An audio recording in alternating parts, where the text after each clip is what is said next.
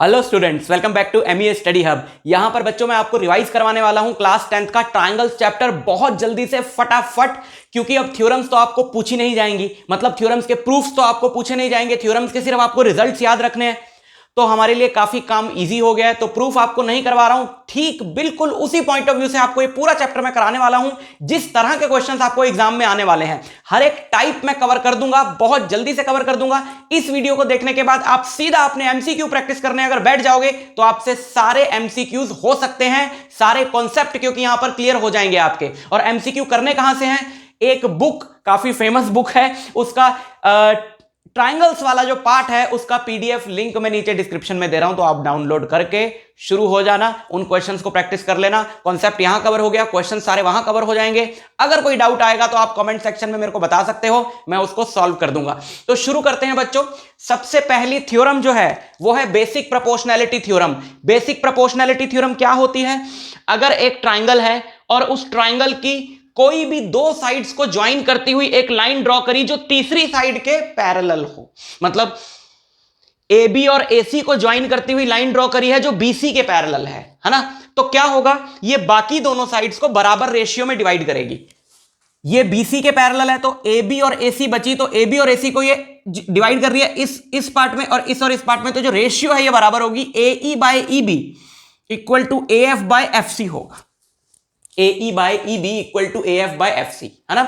ये तो इस पे बेस्ड आपको कुछ इस तरह के क्वेश्चंस आ सकते हैं कि यहां पर कोई एक साइड मिसिंग होगी, उसको आपको बोला होगा निकालने को। फॉर एग्जांपल जैसे यहां पे आपको एक ट्राइंगल दे दिया और इस तरह का क्वेश्चन काफी जगह पर बुक्स में मैंने देखा है कि मान लो एक्स की टर्म्स में आपको दे दिया कि ये 3 है, ठीक है, और ये लेंथ 4 है और ये लेंथ x है और ये लेंथ 6 है, तो find the value of x। और दे दिया है कि ये वाली जो साइड है वो BC के पैरेलल है, तो अगर ये पैरेलल है तो you can directly write 3/4 equal to x by 6, है ना। क्रॉस मल्टीप्लाई करेंगे तो x की वैल्यू आ जाएगी, x आ जाएगा आपका 18/4 यानी कि 4.5 सेंटीमीटर में है, मान लो ये सारी वैल्यूज, तो 4.5 सेंटीमीटर। एक बात का आपको यहां पर और ध्यान रखना है कि आप इस तरीके से भी ले सकते हो रेशियो को कि जो भी रेशियो आप इधर लोगे, फॉर एग्जांपल अगर आप इस तरफ से पकड़ते हो ए बी बाय ए ई, तो इस तरफ से भी बिल्कुल कॉरेस्पॉन्डिंग लेंथ पकड़ लो। जैसे ए बी के कॉरेस्पॉन्डिंग इधर ए सी हो गया डिवाइडेड बाय ए ई के कॉरेस्पॉन्डिंग ए एफ हो गया, ये ठीक, तो आपका काम बन जाएगा। समझ में आई बात आपको? तो इसी पे बेस्ड, सिर्फ इस कॉन्सेप्ट पे बेस्ड अगर आपको इतनी सी बात पता हो, बेसिक प्रोपोर्शनैलिटी थ्योरम बोल रहे हैं इसको, प्रोपोर्शनल है ना साइड्स, बेसिक प्रोपोर्शनैलिटी थ्योरम की मेन जो प्रोपोर्शनैलिटी की बात है ट्राइंगल्स की वो ये है। सो अगर आपको ये समझ में आ गई, ये रिजल्ट्स आपको समझ में आ गई, जितने भी क्वेश्चन बेसिक प्रोपोर्शनैलिटी थ्योरम पे आएंगे आप निकाल लोगे उनको, ठीक है। कुछ ऐसा क्वेश्चन भी देखा है मैंने बुक्स के अंदर जहां पर कि अब आपको अगर फंडा समझ में आ गया ना तो आप वो क्वेश्चन भी कर लोगे, जहां पर कि आपको ये सारी ही साइड x की फॉर्म में दे रखी है, ये x दे रखा है, ये x+1 दे रखा है, ये x² - 1 दे रखा है, ये 2x दे रखा है, बोला find the value of x if this side is parallel to this side, तो x upon x+1 x² - 1 upon 2x, equation बन गई। The only variable is x, cross multiply करके सॉल्व कर लो, x की वैल्यू निकाल लो। समझ में आई बात? आगे बढ़ते हैं, सिमिलैरिटी क्राइटेरिया की बात करते हैं। कब दो फिगर्स को सिमिलर बोला जाता है? जब उनके कॉरेस्पॉन्डिंग एंगल्स बराबर हों। फिगर्स छोड़ो, हम तो ट्राइंगल्स की बात करेंगे, तो ट्राइंगल्स कब सिमिलर बोले जाएंगे? जब उनके कॉरेस्पॉन्डिंग एंगल्स बराबर हो, यानी कि दो ट्राइंगल्स है एबीसी और पीक्यूआर, तो अगर एंगल ए पी के बराबर है, बी क्यू के बराबर है और सी आर के बराबर है, यानी angle A is equal to angle P, angle B is equal to angle Q और angle C is equal to angle R. अगर ये तीनों बराबर हैं तो हम बोलेंगे कि ये ट्राइंगल्स जो हैं वो सिमिलर हैं। एक ही ट्राइंगल को, जैसे आप कंप्यूटर में बनाते हो ना, आपने कंप्यूटर में ट्राइंगल बनाया फिर उसको ड्रैग करके बड़ा कर दिया तो बिल्कुल प्रोपोर्शनल में बड़ा हो जाएगा, वो उसकी सारी साइड पहले वाले ट्राइंगल के बिल्कुल प्रोपोर्शनल वे में बड़ी हो जाएंगी, तो ऐसी फिगर्स को बोलते हैं सिमिलर। जरूरी नहीं है कि ये बिल्कुल सेम ओरिएंटेशन में दिखें। अगर मैं इसको ऐसे घुमा के बनाऊं तो कंफ्यूज मत होना, ये नहीं कि ए के बिल्कुल कॉरेस्पॉन्डिंग एंगल का आप ये मतलब समझ लो कि ऐसी ओरिएंटेशन में तो यही वाला एंगल इसके कॉरेस्पॉन्डिंग है ना। अगर ए के बराबर आर हुआ, बी के बराबर पी हुआ, सी के बराबर क्यू हुआ, कुछ भी, कोई भी इसका एक एंगल इसके एक एंगल के बराबर, दूसरा दूसरे के बराबर, तीसरा तीसरे के बराबर, तो उन ट्राइंगल्स को क्या बोला जाएगा? सिमिलर ट्राइंगल्स बोला जाएगा।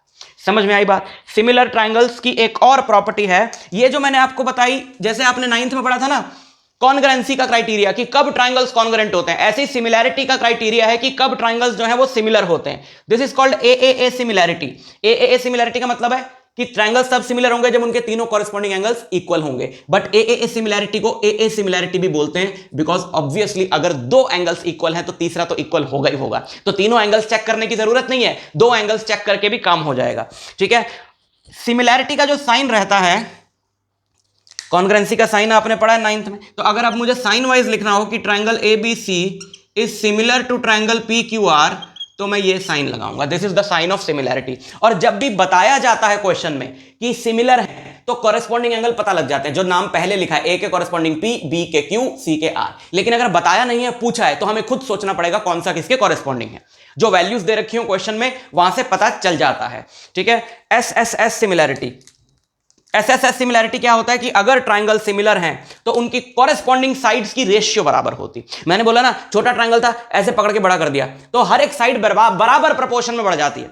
फॉर एग्जांपल कॉरेस्पॉन्डिंग एंगल पता लग गया कि ए के कॉरेस्पॉन्डिंग पी है, बी के क्यू है, सी के आर है, तो कॉरेस्पॉन्डिंग साइड्स भी पता लग गई कि ए बी के कॉरेस्पॉन्डिंग पी क्यू है, बी सी के कॉरेस्पॉन्डिंग क्यू आर है और ए सी के कॉरेस्पॉन्डिंग पी आर है।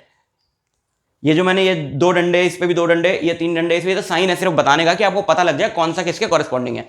तो अगर ट्राइंगल सिमिलर है तो उनकी कॉरेस्पॉन्डिंग साइड्स की जो रेशियो है वो बराबर होगी A B by P Q होगा B C by Q R के बराबर और A C by P R के बराबर, A C by P R के बराबर।